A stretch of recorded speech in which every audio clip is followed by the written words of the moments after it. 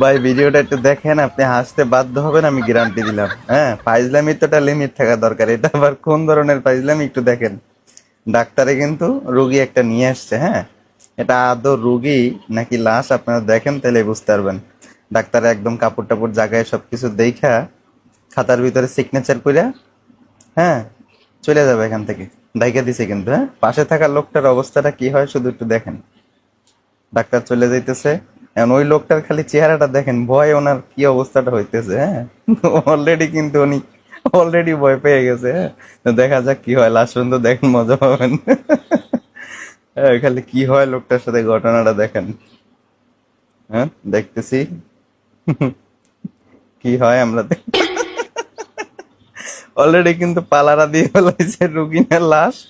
তার অবস্থা, চেহারাটা দেখেন লোকটার কি অবস্থাটা হয়েছে। লোকটা দেখেন ভয় উঠে যায়, একদম চেয়ারের পিছনে যাই দাঁড়াইছে। হ্যাঁ, দেখেন লাস্ট পর্যন্ত দেখেন কি হয়, মজা পাবেন। উনি খালি দেখেন লাশ কিভাবে উঠে বসছে ভয়ে। ভয়ে দেখেন একবারে যে চুলের নিচে ঢুইকা দরজা দিয়ে বাইরে যাওয়ার চেষ্টা করতেছে। ভাই এটা কোন ধরনের ফাইজলামি?